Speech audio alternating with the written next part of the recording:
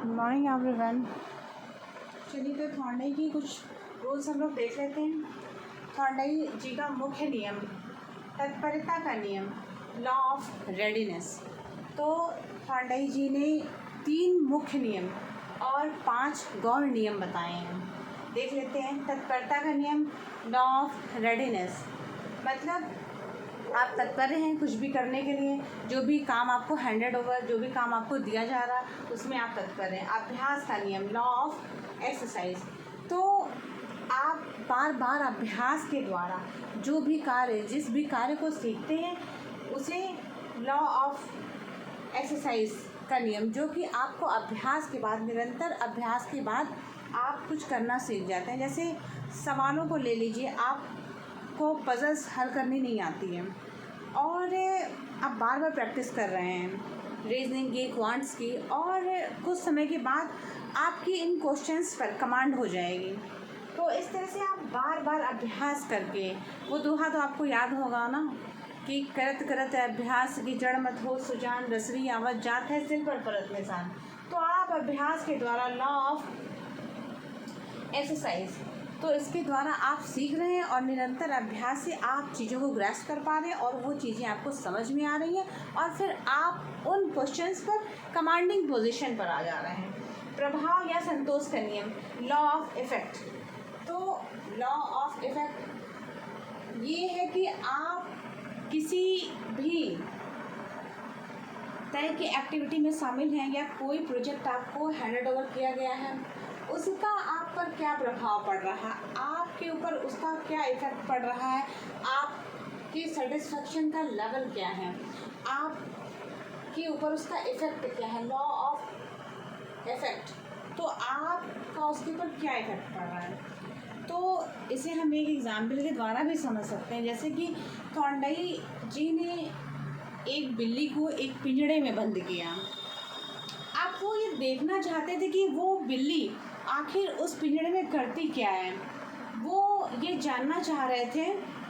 उन्होंने क्या किया, एक मछली से भरे बाउल को उस पिंजड़े के बाहर रख दिया। अब बिल्ली उस भोजन को प्राप्त करने के लिए एफर्ट्स डालने लगी और दरवाजे को, जो लॉक था, उसे बंद कर दिया। अब बिल्ली को ये पता नहीं, ये मान लीजिए कि ये आपका पिंजरा है, ठीक है, और ये पूरी तरह से बंद है और यहाँ पर एक लीवर का बटन लगा हुआ है।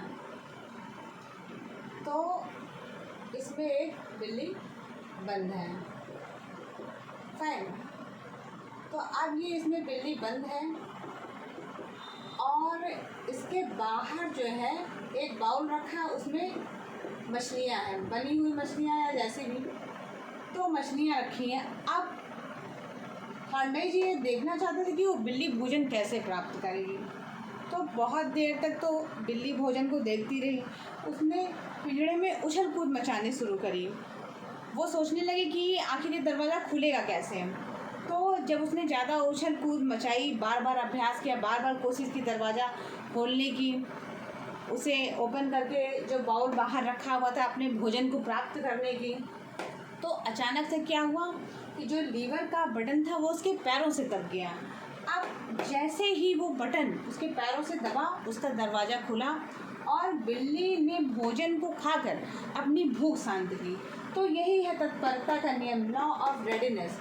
तो जैसे ही बिल्ली ने देखा कि भोजन उसके सामने है, वो तत्पर हो गई, वो अलर्ट हो गई।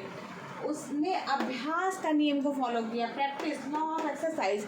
उसने बार बार एक्सरसाइज की, बार बार प्रैक्टिस की, बार बार उछल कूद मचाई और अंतोगत्वा उसे सफलता मिल गई, प्रभाव और उसे संतोष की प्राप्ति हुई, लॉ ऑफ इफेक्ट।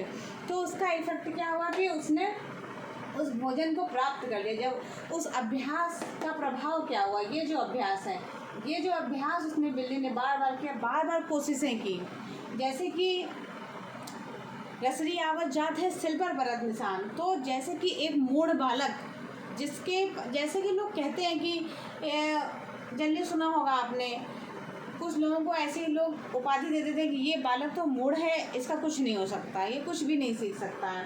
तो उसी तरह से बिल्ली ने अभ्यास के द्वारा सीखा, बार बार कोशिशें की, बार बार एफर्ट डालने के परिणाम स्वरूप उसे क्या प्राप्त हुआ, उसे संतोष की प्राप्ति हो गई। प्रभाव क्या हुआ उसका, लॉ ऑफ इफेक्ट, उसे संतोष की प्राप्ति हुई। उसने अपनी भूख को शांत किया, उसने उसके तत्परता ने और उसके अभ्यास ने, उसने जो अलर्टनेस दिखाई और उसके बाद उसने बार बार कोशिशें की, बार बार उछल कूद मचाई, वो थक कर बैठी नहीं। अंतोगत्वा क्या हुआ कि उसका पैर इस बटन पर पड़ गया और अचानक से दरवाज़ा खुल गया और उसे अपने भोजन की प्राप्ति हो गई। तो इस तरह से उसे अपनी भूख की जो क्षुधा थी उसको शांत कर लिया, अपनी एपेटाइट को शांत किया और इसके परिणाम स्वरूप, ये लॉ ऑफ रेडीनेस और लॉ ऑफ एक्सरसाइज के परिणाम स्वरूप उसने भोजन को प्राप्त कर लिया। अब मनोवृत्ति का नियम, लॉ ऑफ डिस्पोजिशन मतलब मेंटल सेट, लॉ मनोवृत्ति, तो जो मनोवृत्ति मतलब mental state, law of disposition वो चेंज होती रहती है परिस्थितियों के अकॉर्डिंग। जैसे कि आपने कुछ देखा, आप उस वस्तु परिस्थिति में कैसे रिएक्ट कर रहे हैं, वो बालक उस वस्तु परिस्थिति में कैसे रिएक्ट कर रहा है। तो law of disposition mental set, उसका मेंटल स्टेट क्या है, मेंटल सेट क्या है, उसकी मेंटल सेटिंग क्या है। बहु अनुक्रिया का नियम, law of multiple response, law of multiple response, बहु अनुक्रिया का नियम मतलब कि कई तरह के रिस्पॉन्स हो सकते हैं विभिन्न परिस्थितियों में। आपके बहुत सारे रिस्पॉन्स हो सकते हैं, अलग अलग व्यक्तियों के भी अलग रिस्पॉन्स हो सकते हैं और एक ही व्यक्ति का भिन्न परिस्थितियों में भी अलग अलग रिस्पॉन्स हो सकता है। आंशिक क्रिया का नियम, लॉ ऑफ पार्शियल एक्टिविटी, तो कुछ पार्शियल एक्टिविटी मतलब आंशिक एक्टिविटी किया आपने, कुछ ही पार्ट किया उस एक्टिविटी का, उस एक्टिविटी को पूरा नहीं किया, आपने आंशिक क्रिया की। अब जैसे कि इसको हम उसी बिल्ली से रिलेट कर लेते हैं, आंशिक क्रिया की, उसने कोशिश की और उसके बाद वो दरवाज़ा तोड़ तो पाई नहीं, तो उसने क्या किया, उसका पैर अचानक से, चाहे वह भागे बस या उसके परिणाम स्वरूप उसे बुद्धि आई, या फिर कभी कभी होता है कि परिस्थिति जन्य उसका पैर उस लीवर पर पड़ गया और उसने अपनी भोजन खाकर अपनी क्षुधा शांत की, अपनी भूख शांत की। तो आंशिक क्रिया का नियम, उसने लॉ ऑफ पार्शियल एक्टिविटी ही की थी उसने, ना तो उसके पास कोई लॉक खोलने की थी और ना ही ऐसा कुछ वो कर सकती थी। अनुरूपता या सदृशता का नियम, लॉ ऑफ एनालॉजी, सदृशता का नियम, कभी कभी ऐसा होता है कि हम किसी एक परिस्थिति को दूसरी परिस्थिति से मैच करवाते हैं। जैसे कि अब मान लीजिए इसमें एक कंडीशनिंग हम करें, कंडीशनिंग ये करें कि बिल्ली को अब इस तरह से हमने चेक किया कि एक बार भोजन दिया। अब कंडीशनिंग का मतलब इसमें एक कंडीशन और लगा दें कि अब 1 घंटी यहाँ ला के टांग दी हमने, अब हम नेक्स्ट टाइम जब भोजन दे रहे हैं बिल्ली को तो क्या कर रहे हैं, घंटी बजा दे रहे हैं, उसके बाद भोजन दे रहे हैं। तो इसी तरह का एक एक्सपेरिमेंट पावलॉव जी ने कुत्ते पर किया, तो उसे कहा जाता है कि पावलॉव का कुत्ता।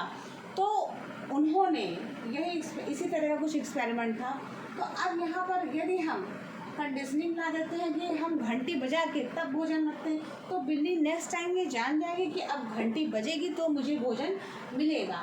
तो कोई भी जीव हो, मनुष्य का वो शिशु हो, चाहे वो किसी जीव जंतु का शिशु हो, अगर एक ही वस्तु परिस्थिति बार बार दोहराई जाएगी, बार बार उसमें अनुरूपता रहेगी, सदृशता रहेगी, स्वरूपता रहेगी, एक जैसी वस्तु परिस्थिति मालूम होगी, तो उसमें उस जीव, उस प्राणी, उस बालक, उस शिशु का क्या रिएक्शन होगा। तो इसी तरह से कुछ अनुरूपता और सदृशता को हम को रिलेट कर लेते हैं, उस परिस्थिति को एक समान समझ के उनको एक दूसरे से सामंजस्य बैठाते हो कि ये परिस्थिति तो इस परिस्थिति से मैच कर रही है।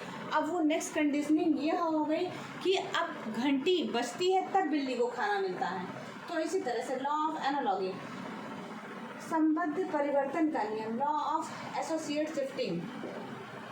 तो इस तरह से जो एक ज्ञान है वो दूसरी वस्तु परिस्थिति में ट्रांसफ़र भी होता है। जैसे कि हम एक पीढ़ी से दूसरी पीढ़ी में ज्ञान को ट्रांसफ़र होने की बात कर रहे हैं, उसी तरह से संबद्ध परिवर्तन का नियम, लॉ ऑफ एसोसिएट शिफ्टिंग। तो इसी तरह से शिफ्ट हो रहा है वह रूल, वह रेगुलेशन, वह नियम या जो वस्तु परिस्थिति हमने एक बार फेस कर ली है, वह ज्ञान हम किसी और परिस्थिति में यूज़ कर सकते हैं। जैसे कि कोई वस्तु परिस्थिति हमारे सामने आई और हमने उसे फेस किया, तो नेक्स्ट टाइम हम अलर्ट रहेंगे। जैसे कि हम किसी रोड पर जा रहे हैं और उस रोड पर गड्ढा है, हम उस गड्ढे में कूद गए अपनी मोटर बाइक लेकर, तो अगली बार जब हम उसी सेम रोड से गुजरेंगे तो हमें बहुत अच्छे से पता रहेगा कि यहाँ पर गड्ढा है, अब हमें बचकर चलना, या तो उस गड्ढे में अपनी बाइक को पहले ही स्लो कर लेना, या तो उस गड्ढे से इधर हट के रोड की दूसरी तरफ से हमें रास्ता तय करना है। तो आपने को रिलेट किया संबद्ध परिवर्तन का नियम, लॉ ऑफ एसोसिएट शिफ्टिंग। इससे यह पता चल रहा है